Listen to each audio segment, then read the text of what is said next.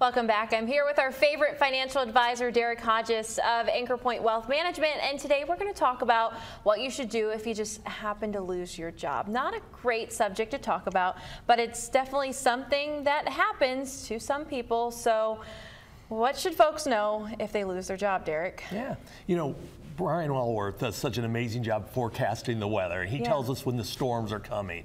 I don't think the economic forecasts are that accurate, though.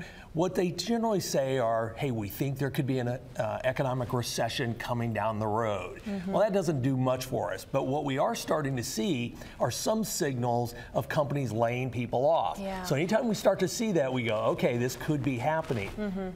So first things first, corporations do that because they need to save money. They want to build up their cash reserves in case the economy slows down. We should do the same thing. We should have emergency funds built up so that we can pay our bills for multiple months if we don't have a job. That will put you in such a great place of strength. Right, exactly. And so, you know, talking a little bit about that, what else can you really do to make your money go further? You know, you lose a job, it's not like you're necessarily told about it months in advance. It's usually pretty sudden. So how can we, you know, expand our money? Well, I think that's where we talk a lot about budgeting. And I think so much of this needs to be done while we're employed now. But at the end of the day, if it happens suddenly, you just need to go through your budget and try to eliminate things that are unnecessary.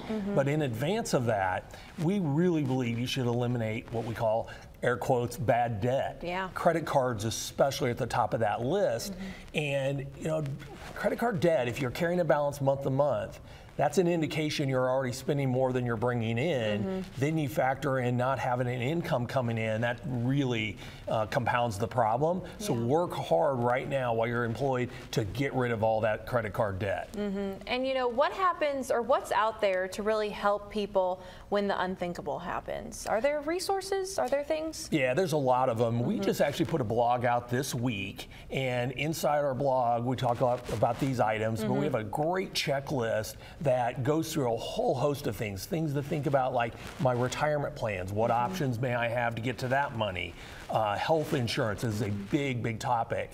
And then one of the items I think that's super important is be in tune with employment networking, like LinkedIn, those kind of deals. Try to make yourself so valuable to your employer, but make yourself valuable to industry at large, because good people who are really great at their jobs usually don't take long to find another job. Right, exactly. And you know, something that I just thought about, say someone gets laid off from their job and they had been at that, you know, company for a decade or even more, and they've been growing their 401k.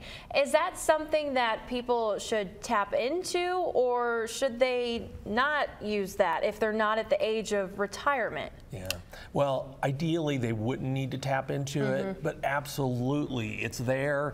If that's what's going to get you through that tough time, you may have to, and that's where it's important, where leaving your money in your 401k may give you a little more flexibility than if you pull it out and say put it into an IRA.